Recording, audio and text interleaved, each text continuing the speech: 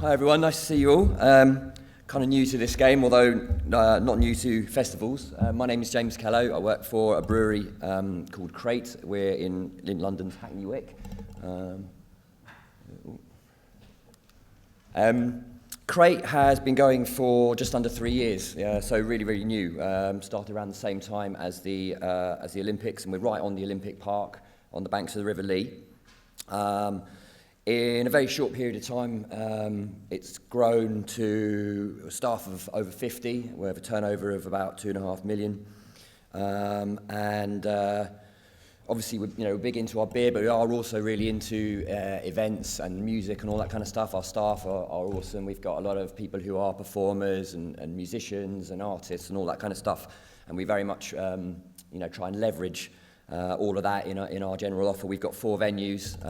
This is the brewery, and that's our new warehouse space, which is capacity about 1,000. That's the Rugby World Cup final in there. Everything in there, we're very much on the kind of DIY vibe, which I think is probably the first parallel.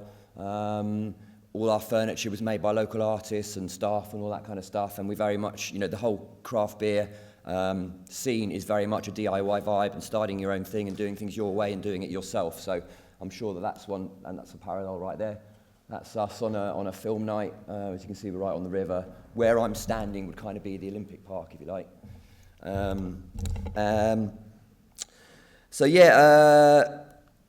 I was very happy to be sort of asked that. I'm the events manager, events and marketing at Crate. I'm big into my festivals, always have been. This photo's taken about 21 years ago on the Sunday morning at Glastonbury, and the casualty, the 9-stone casualty, bleach blonde casualty on the floor there, you can see is me.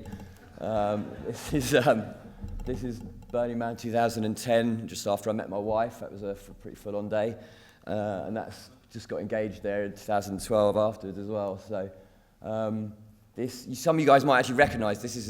I'm part of a sort of group called Suck My Rock, and we're kind of like an artist collective, and we built this pirate ship out of a caravan, and it's been to Boomtown and Festival amongst others, as well as several places in Europe as well. Enough of my holiday snaps. So the subject today is obviously is the similarities and parallels between the craft beer world and the independent festival world, and. I think it's a really good choice of topic when I thought about it a little bit, because they are very, very similar. They're all. It's really what it is. Both of them form part of what you'd call essentially independent culture, and that's something that's really growing at the moment. And whether it's food or beer or festivals or John talked earlier about the booming kind of city festivals. We actually involved in one. We're in Hackney Wick, and there's an artist one there called Hackney Wicked, it didn't actually happen properly this year, but it's basically open studios for loads of artists and a more sort of traditional festival site gig as well. So I thought I'd start off by defining terms, like what is craft beer. I've been speaking to a few people yesterday, and some people, including some people in craft beer, would struggle to give you a definition of what craft beer is. Craft beer came out of the States, essentially out of a frustration and disappointment at the quality of beer. We're the greatest country in the world. Why do we have the worst beer? And the home brewers over there thought, there must be a better way, and started to set about doing that. So some people say, when you think about craft beer, is it to do with scale? Everyone thinks it's small batch brewing, and that definitely is often part of it. Is it about product? People associate it with super hoppy IPAs, keg beers, pale ales, and again that's definitely part of it as well. But for me, it's really more about what I just mentioned before. It's about a mindset. It's about an approach. It's as much art as it is business, and it's about an effort to just create the best beer you can. Just like, you guys just want to do, right, well, I want to do a festival my way. I think I've got some good ideas. And it's about self-expression and DIY. So I'm sure those are some themes that you guys sound familiar to some of you guys here as well. So both industries have really blossomed in the last 10 or 15 years as independent culture in this country and worldwide has boomed. In the States at the moment, you still, the boom is still happening over there. You've got 2 breweries a week opening. In the UK, we've got more than 800 breweries now, and it's a real good time for beer fans. So what, I don't know, why did this happen? Both in, in the festival world and in beer. I think there's a bit of push and pull. Push being, as I mentioned, frustration with what was available, and a desire to create, smaller and more interesting options.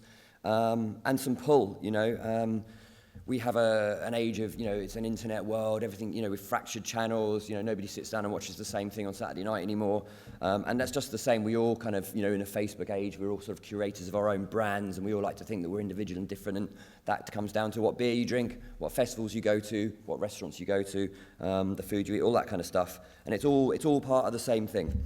And as you have more choice and more variety, of course, the best things, float and the worst things sink. And so we've really seen an upgrade in quality. And that's really, I think, also what both industries share at the moment is a real high quality offering for our customers. So the product's really important. When I came to work at Crate, my wife is like, "Are you sure about this? Are you sure it's not just kind of a flash in the pan sort of thing, a bit of a sort of a hipster thing that's going to be here today and gone tomorrow?" She's a confirmed red wine, ale and real ale and whiskey drinker, and didn't really sort of get the whole craft beer thing. And so I had to mansplain it to her. I did it in terms that she would understand of with wine and stuff. No one's interested in going back to drinking, Piat d'Or and Black Tower and Liebfrau milk and all that kind of stuff. Once you've tasted, better wine, you're not going to go back to it. We don't all want to go back to, eating Aberdeen Angus steakhouses and all that kind of stuff. Once the genie's out of the bottle, you can't go back to boring and to normal and to the past. And I think that's true in festivals as we move forward, and it's certainly true in beer. We've seen a growth. You guys have seen a growth particularly in kind of experiential festivals. The AIF's own research from last year of the festival going public said that 58% said the overall vibe, the overall experience was more important than the music and the headliners and all that kind of stuff. And I think that is really important. That's the same thing in the beer world. Everyone's on a spectrum between sort of safety and risk, between security and excitement. And I think that previously people they took comfort in what they knew to be secure. I'm a Carlsberg man, or I go to Reading every year, and that kind of thing. And I think we're beginning to, through experience and through confidence, to kind of crawl out from under that sort of, if you like, primordial security blanket, and with the confidence through experience to try new things. And in food, there's an explosion in street food as well as craft beer. People are always seeking out new experiences, new flavors, and new tastes. So, no one wants to go back to Reading, and no one's really a Carlsberg man anymore, are they? I don't know. Another parallel, I think, is with creativity and authenticity. I'm sure you're all like, oh God, here's the craft beer guy from East London with his beer going on about authenticity. But authenticity is important. Everyone's authenticity radar is up now. You can't get away with just some branded message, and people don't buy it anymore. They see it for the emperor's new clothes that it is, and I think that's the story and the process and how you got to where you are is almost as important, maybe even more important than the product. So this makes it all, I guess, sound like a bit of a golden age in craft beer and in festivals, and I think in some senses it is. In my industry, as you can see from this one, craft beer last year outsold Budweiser. If you agglomerate all the craft beer sales in the States together, they outsold Budweiser. I mean, that's enormous. That's a huge statistic.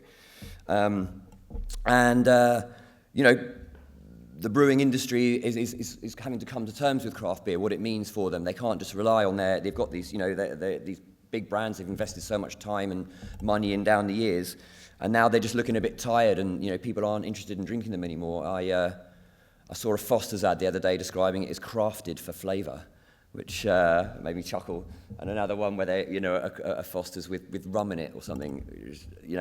It's like 2 of the 7 stages of grief, sort of denial and bargaining. So yeah, I mean, in both industries, we've seen a huge consolidation. If you look at the sort of the market characteristics, you've got Live Nation and AEG. Those guys, I'm sure you're all aware of in the beer world. You know, we've got you've probably heard of it, AB InBev, and just took over SAB Miller in a $106 billion deal. That's responsible for basically 50% of the beer in this country, one in 3 pints globally. That's enormous. The biggest company overtook the second one, and now that basically every single beer brand you've pretty much heard of will be owned by one company. And that puts them in a very strong position. And it's tough for craft beer people particularly. I think it's fair to say that the craft beer boom would have been a lot boomier already if it was for these guys kind of cock blocking us and not allowing us to get into bars where the customer and the publican wants to have our beer.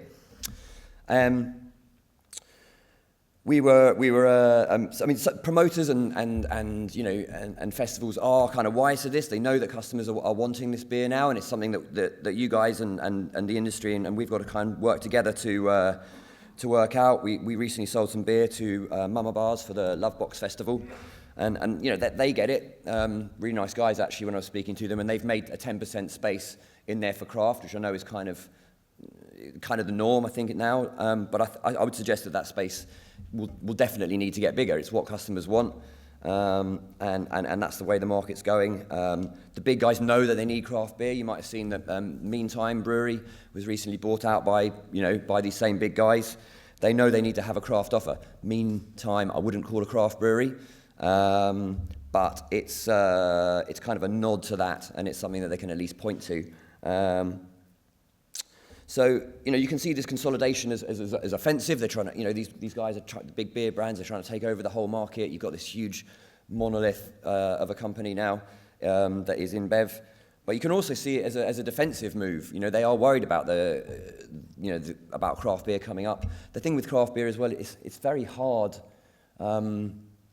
It's very hard to scale up. I do the brewery tours at work sometimes, and I take groups, and sometimes you get city boys and sort of management consultants on a sort of company visa, and they're like, they look at it all, like, okay, so what's your plan? What's your 5-year plan? How scalable and all this kind of stuff? And I'm sort of going, well, it's not necessarily scalable, and that's kind of the beauty of it in a way. And you don't get large chains of Michelin-starred restaurants for a reason. Quality is very hard to produce at scale.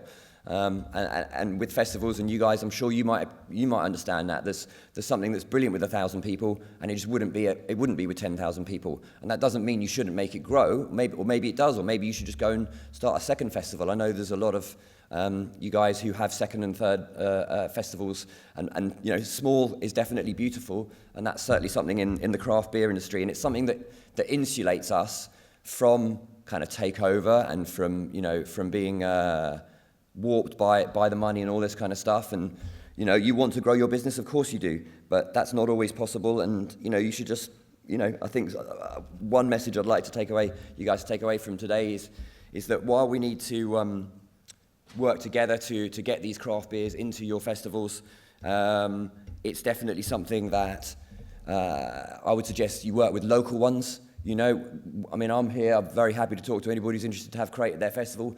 Would we be able to sort of have it at 30 festivals? No, we don't have the capacity for that. And we wouldn't necessarily be interested in doing that, but we would love to work with, some smaller festivals and have a kind of a partnership. I know that how important the beer revenue is for festivals, and a lot of festivals couldn't go ahead, and it's fine for me to chat and say, you need to have craft at your festival. Well, yeah, but if one of the big beer brands is offering a huge pouring rights and free beers and super cheap cost per pint, cost per barrel, it's really hard to work with someone like us. But our ingredients cost more. We don't mass produce. There's not there is certainly a limit what we can do in terms of cost. But that's where hopefully you try and you have a strategic partnership and you say, right, we're both in this together, and that's I think where I'll leave it. We're both in this together. Thank you.